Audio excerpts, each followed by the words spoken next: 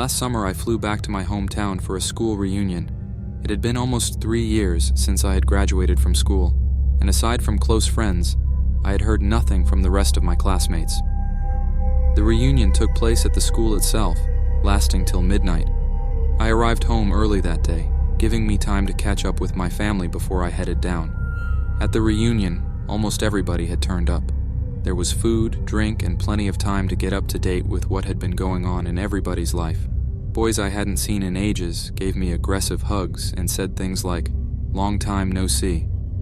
Girls I hadn't seen in ages fussed over me in a motherly way, saying things like, "Oh my goodness, and you're so grown up."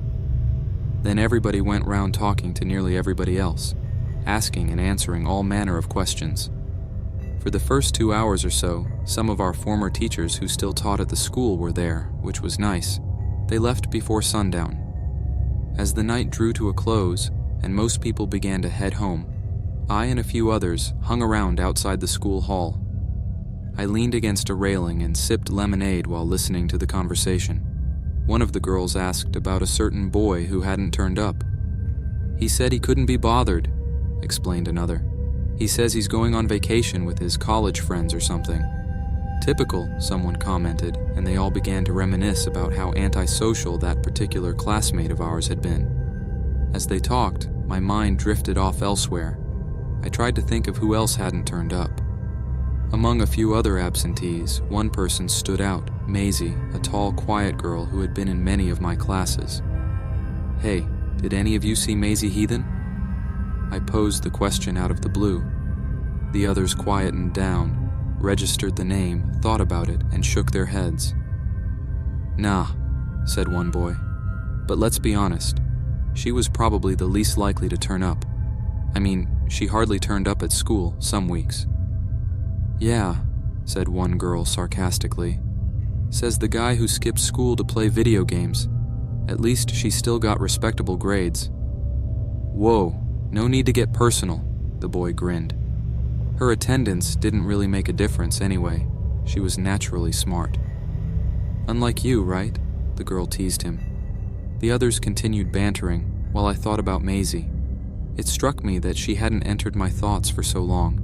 3 years at university many miles away with another set of friends in another town had taken their toll.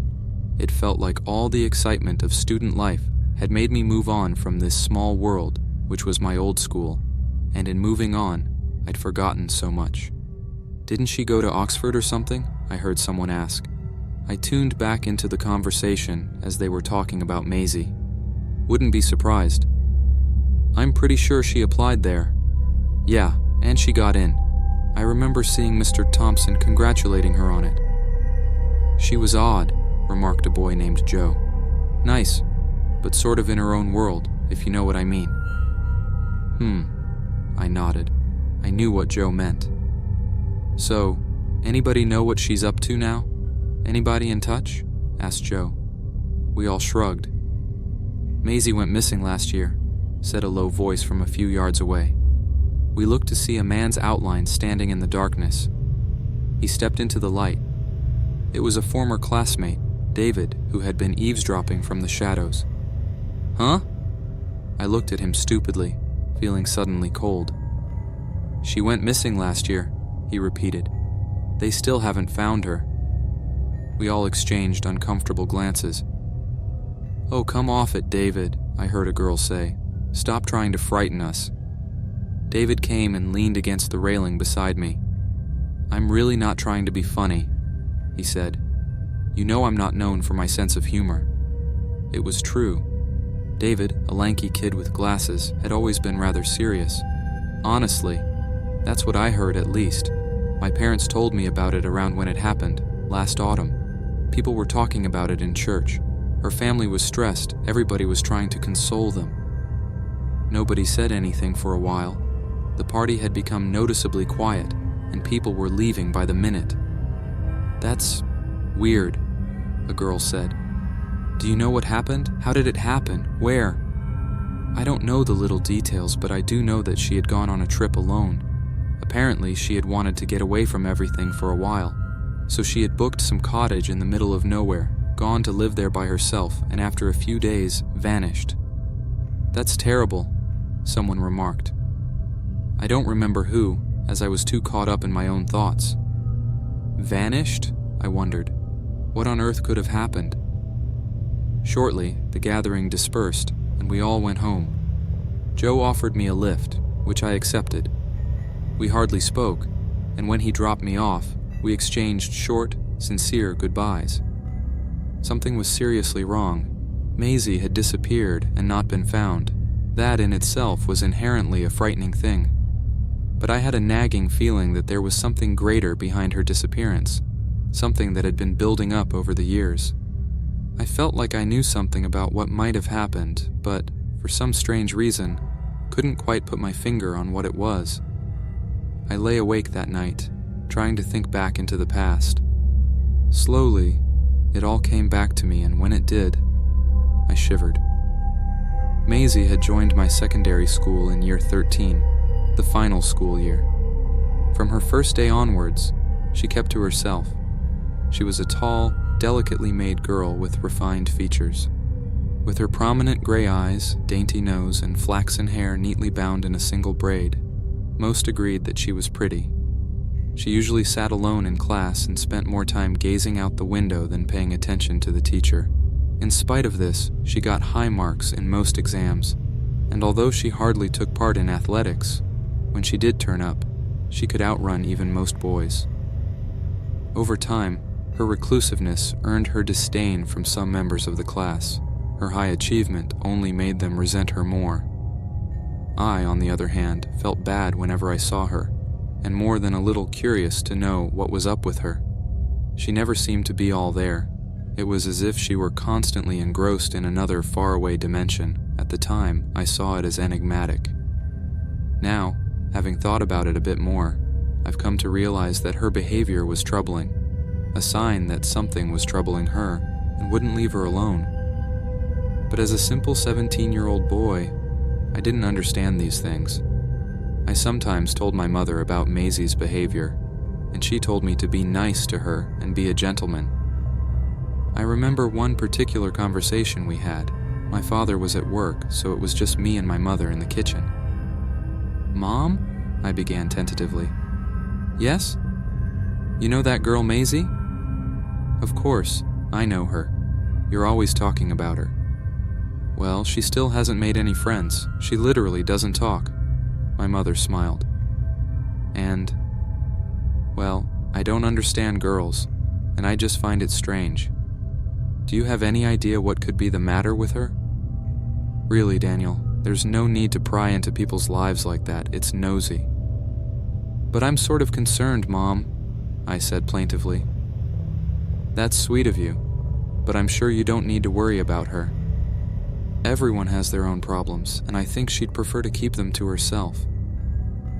I thought about what my mother said, and wondered what kind of problems Maisie might have had.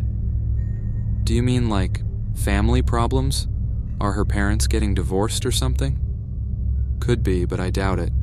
I've met her parents, and they don't look like they're splitting anytime soon, and they seem to be really nice people." I realized that I had seen them once too. They had seemed like nice people. They were the sort of gentle, charitable churchgoers who cared a lot about community and never skipped Sunday Mass. Their daughter was different. I figured that whatever was on her mind was something very personal that she hid even from her family, but whatever could that be? My simple masculine brain couldn't get over her mysterious sullenness.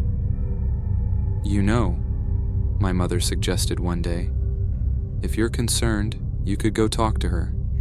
Perhaps she just feels isolated at this new school. You never know, it might make her feel welcome here." I considered it.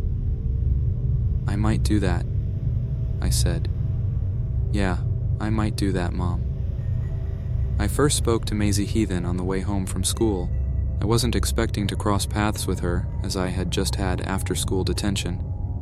I was likely the only one at school, apart from the caretaker. It was a chilly, blue-skied evening in October, and the sun had sunk enough to slightly darken one half of the sky. The homeward path cut through farmland at the back of the school, where a path had been demarcated with low wire fences on either side to keep students out of the fields. I noticed Maisie on the path about 200 yards ahead of me. I realized this was my chance and tried to walk faster to catch up with her, then ran. I noticed she looked downward slightly when she walked, but she moved quickly, and I was a little out of breath when I caught up. That's when something weird happened. When I was about 5 yards behind her, panting like a dog, she heard me and turned around with such a look of fear upon her face I'll never forget. It scared the heck out of me seeing her face tightened into that silent, wide-eyed scream.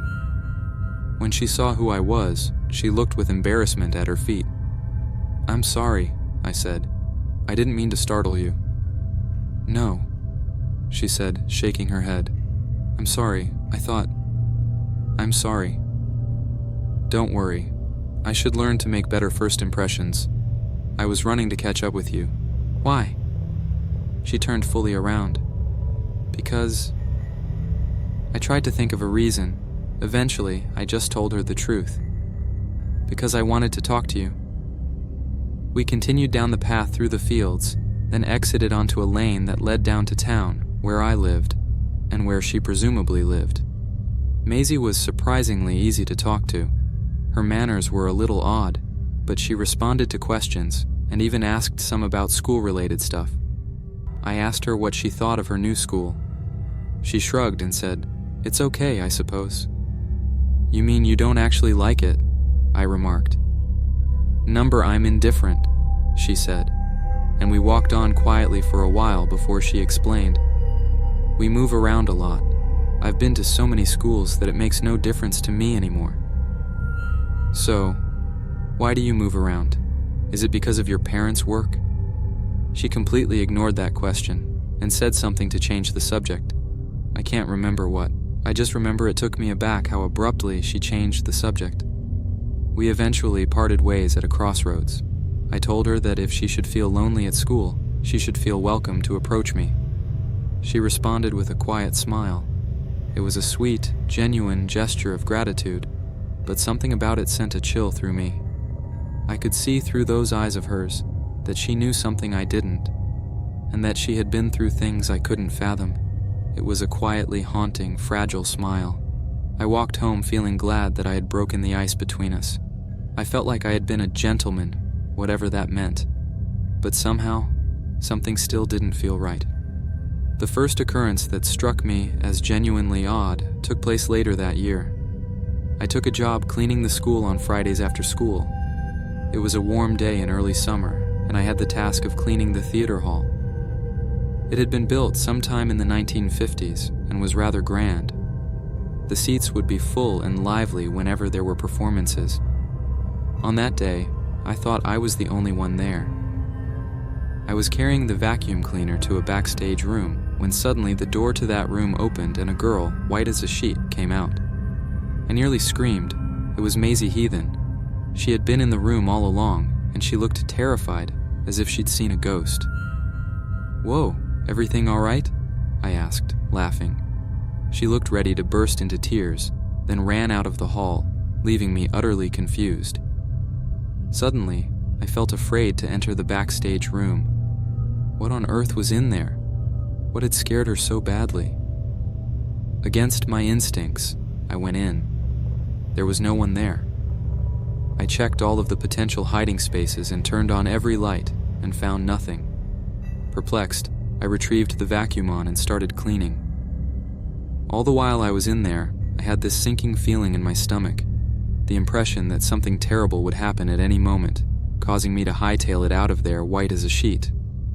But nothing happened. I vacuumed the place and got out of there quickly.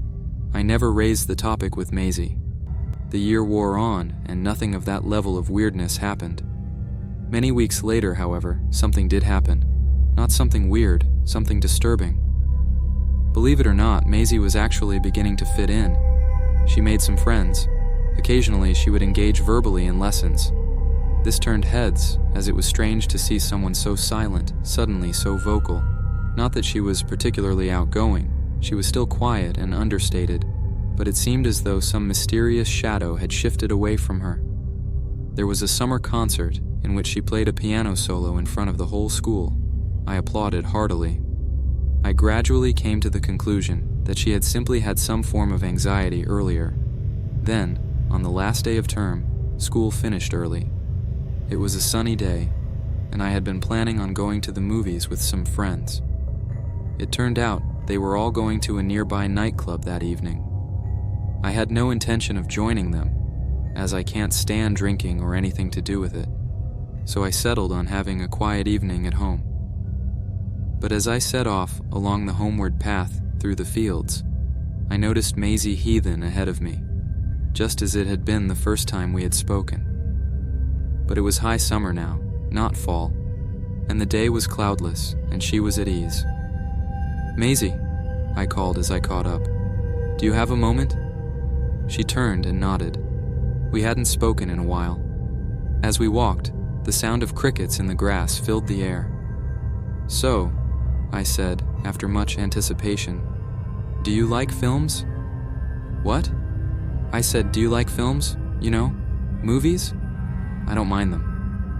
"Would you like to see one? Tonight? At the cinema?" She seemed to be considering my offer because she smiled quietly to herself. Then she said yes. I expressed my gladness, and when she asked why I was asking her, told her about my friends ditching me for a nightclub. That seemed to amuse her. Then I told her which movies were showing. She settled on a horror film, which surprised me. Horror, really? She didn't seem the type. "It starts at 11:30 though," I warned her. "Are you going to be able to come that late?" "Sure, I can." "Then that's settled, I suppose. Shall I pick you up?" I offered. "Please." "Where should I pick you up from?" "My house." "I don't know where you live." On the way home, she told me where she lived. It was close to my own home. I went home and killed time till night fell. At 11, I drove my parents' car to her house. She didn't own a mobile phone, so I waited outside. All the while I waited, I felt for no apparent reason whatsoever a touch of dread. I had the radio on and was sitting comfortably in a car parked in a pleasant suburban neighborhood. But something outside seemed to be stirring. I kept looking out of the windows, expecting to see, well, not knowing what to expect to see. But there was definitely something about the place that night which was making me uneasy. I jumped when somebody opened the passenger side door and climbed in on the seat beside me. It was just Maisie. I hadn't seen the front door of her house open. "Where'd you come from?" I asked. I could swear I never saw the front door open. "I came through the back door," she explained. "It's quieter, and I don't want to let my parents know that I'm going out." "Oh, right." I realized I was doing something against her parents' will. I didn't want them to worry if they found her gone, and I didn't want to be the one responsible. But I guess I had no choice. Calling things off was out of the question at that point. The drive took 20 minutes or so, and aside from ours, there were only about 5 other cars in the lot. This cinema was, bizarrely, a standalone building a few hundred yards off the side of a lengthy 50-mile-per-hour road. Usually, theaters are downtown or a part of shopping malls, but this one was large, with its own parking area and nothing else around for miles. It was quite nice, really, away from everything else. The only noise usually came from the road, but at 11:30, long after dark, even that lay silent. Beyond the cinema, woods seemed to stretch on endlessly. We bought our tickets and joined about a dozen other viewers in the theater. The film itself was about some demonic possession, and it was fairly cliché, but it gave me the cheap thrill I'd paid for, and the audience screamed at least 3 times. Every now and then I glanced at Maisie. Something about the way she watched the film was strange. Rather than looking excited or bored or afraid, how people usually look when watching horror, she seemed intense and angry. Maybe not quite angry. It was more a look of hatred, not obvious, but subtle and cold. I found it disconcerting, but shrugged it off and told her I was going to the bathroom. Her expression relaxed into a pleasant smile as she nodded. Alone in the men's room, it was perfectly silent and relaxing. That is, until I noticed footsteps moving about in the hall outside. I assumed somebody was coming to use the bathroom, but whoever they were didn't enter. Their feet slapped against the floor as if they were barefoot, and there was a lot of time between each step, suggesting that whoever it was either had unusually long legs or was taking immense strides. I washed my hands and left the bathroom. Strangely enough, there was no one out there. Again, I shrugged it off and returned to my seat. Sponsored content. Recommended by what U.S. policies could affect the house I want to leave my children. Mansion Global advertisements. When the movie was over, Maisie and I waited until the end of the credits, by which time everybody had left. Then we made our way out to the car. "Wait, I left my pullover inside," she remembered just as we reached the car. "Should I get it for you? It's empty in there now." "No, I'll go." "You sure?" "Yeah." So I slouched in the driver's seat and watched her hurry back inside, in search of her pullover. She was pretty brave, going in there alone. The place tended to get a bit spooky at this time. Creepily enough, mine was the only car left. I wondered if there was anyone else at all in the building with her. Anyway, I flicked the radio on and waited. When several minutes had gone by and she hadn't returned, I began to get nervous. I turned to open the door, and I froze. In the woods behind the cinema, there was a man standing, facing me. He was far away, but I saw clearly that there was something wrong with him. First of all, he was stark naked. His pale body, wiry and lean, was on full display. This began to sound alarm bells. The only rational explanation for his state of undress was that he might be an escaped mental patient, or perhaps he was a pervert. He could be dangerous, I realized. I got out of the car, and the man disappeared into the trees at once. I was getting increasingly uneasy. I decided to go find Maisie. A lone 18-year-old girl in an empty building at night just seemed like something bad waiting to happen. But to my relief, she came out right then, wearing the pullover. We got into the car and shut the doors. I switched the radio on, and when the silence between us lasted too long, asked her what kind of music she liked. "I don't listen to music," she said. I half expected that answer, and shook my head with a laugh. "But you play it quite well." She shook her head with a smile. I switched the radio off, remembering the man I had seen. I reckoned this would be a more interesting topic. I told her what I had seen and began to regret it. She became suddenly on edge, asking me where I had seen him. I pointed at the trees. He was no longer there. "I need to get home now," she said, looking me squarely in the face. "Please." "Okay," I acquiesced. I didn't ask any questions. I started up the car and we drove out of there in a hurry. We didn't talk until we had left the theater far behind. I stole glances and saw that she was biting her nails. Something was bothering her. Something about the man's description, perhaps. I had no idea. I just kept driving. Several minutes later, I stopped midway along a country road and got out. "Why are you stopping?" she asked, clearly agitated. "I need some fresh air," I said. It was the truth. "Here?" she asked. Even though we were alone, she continued looking around cautiously. "It's nice here," I explained. "Really, you should come out with me. I cycle along here with friends sometimes." With some hesitation, she joined me. We leaned against the car while looking at the fields, which lay as far as the eye could see on one side of the road. On the other side were thick woods. On that quiet, warm night, it was nice to stand out and simply gaze at the fields. In spite of her earlier unease, Maisie seemed to feel more and more comfortable where we were. Perhaps it was the pleasant view before us, or the fresh air, or perhaps it was the excitement of being out at night. Whatever it was, something made her forget about whatever had frightened her. I told her about how I had once been roughly at this same spot with some friends at sunrise, and how beautiful it had been. Then she opened up and told me about how she was honestly finding living in this town and going to this school. We laughed a little about the antics of our French teacher, and even discussed poetry we were studying. Occasionally we would say nothing and simply take in the cool night air. During one such silence, I felt a sudden inexplicable pang of dread. Unsure why, I turned to look back at the road. What I saw flooded me first with confusion, then utter disbelief, and then with relentless creeping fear. The naked man from the cinema was there, standing less than 100 yards away. How? I wondered. How was he there already? More chilling, however, was the question of why. What did he want? When I had first seen him, I hadn't thought much of him besides that he might be a potentially dangerous pervert. But where he stood in the moonlight, other odd details became clear.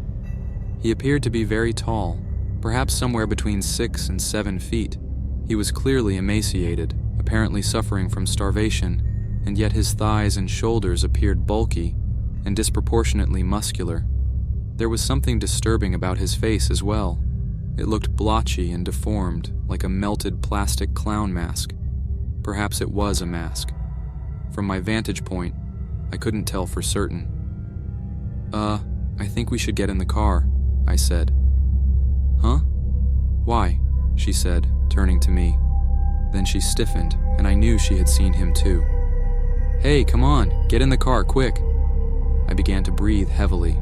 She didn't seem to hear me. She looked as though she were in another dimension. I opened the door and tried to usher her inside, but she was alarmingly firm. The stalker stood still. The more I watched him, the less I thought of him as a person, and the more I thought of him as something else. There was something disturbing and inhuman about his face. His presence stank of raw, otherworldly menace. He moved. He began to sprint towards us. Maisie took off. I knew she was fast, but I'd never seen her run like she ran then. It was as though she had been maddened by pure terror and lost control. Shoot, I cried, fumbling with the car door. My hands were sweaty and felt weak, as if enfeebled by fear of the stalker. Looking back, I was shocked by waves of cold panic. He was quick, demonically quick. There was no way she could escape him on foot, let alone me. I overtook her in the car and called repeatedly from the window. Hearing me eventually, she got in. Then I put my foot on the gas and drove like there was no tomorrow. I expected to see the stalker in the rearview mirror. Instead, I saw nothing but an empty road. It was as if he had never been there in the first place. I didn't dare say a thing throughout the drive home. Mrs. Heathen can't bring herself to accept it, but deep down I know that Maisie was afraid of something. I think you will have noticed that she could sometimes be withdrawn, perhaps a bit unresponsive, as if she were not quite fully present. I nodded. Well, he continued, she wasn't always like that. He reached into his breast pocket and handed me a photo. I knew at once that it was his daughter, only she was several years younger than when I had known her. It was a school photo, and she was smiling. It was a carefree, sincere expression, untouched by any underlying anxiety. I'm not sure what it was, but something in her changed when she was 13. I think I know when it happened.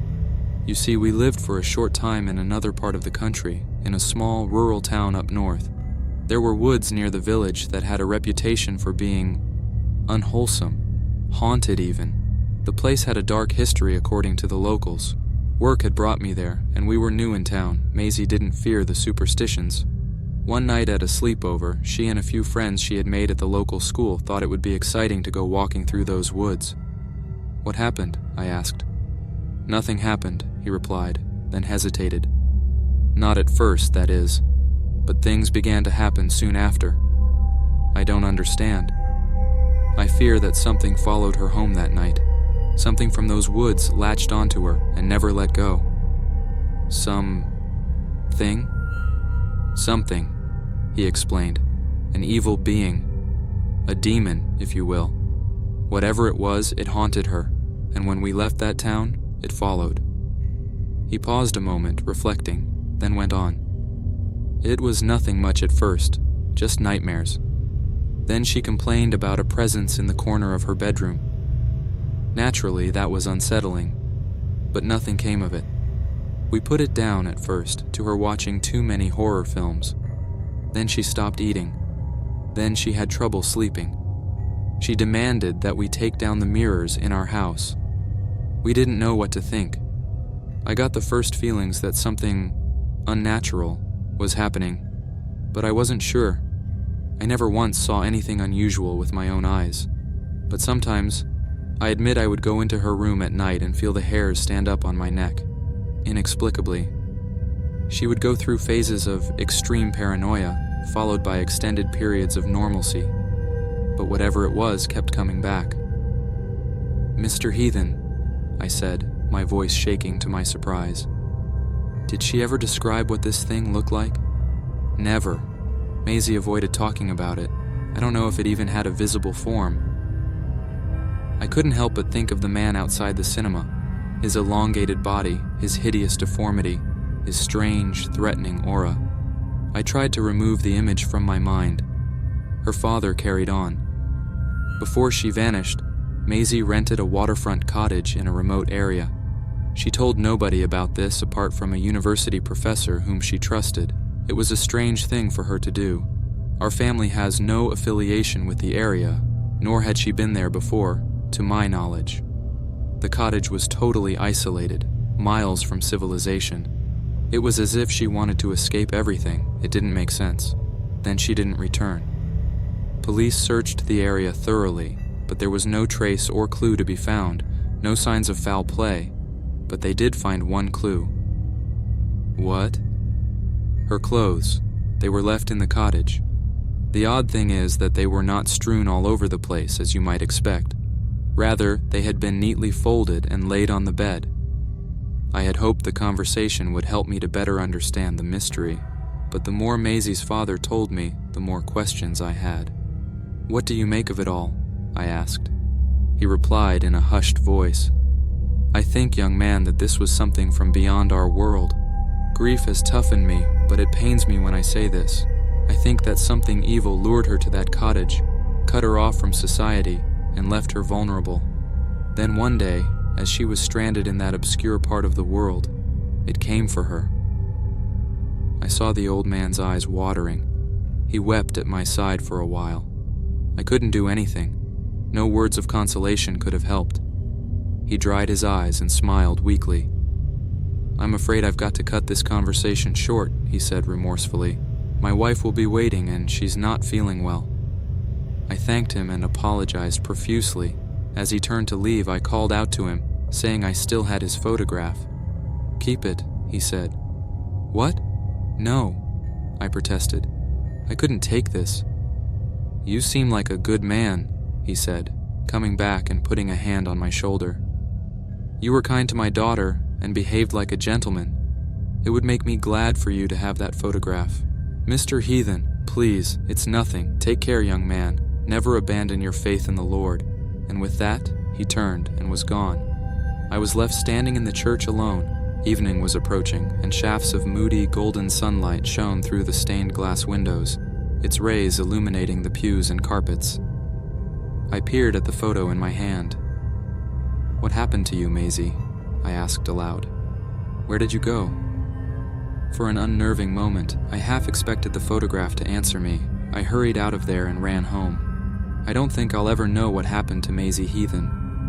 As uncomfortable as it makes me, I sometimes believe it really was a demon that was making her life so miserable. I can only hope that someday I'll receive a more rational, logical explanation. Until recently, I had a habit of keeping my dorm room door unlocked, believing, ridiculously, that someday she might come looking for me. I used to sleep with her photograph in a silver frame on my bedside table.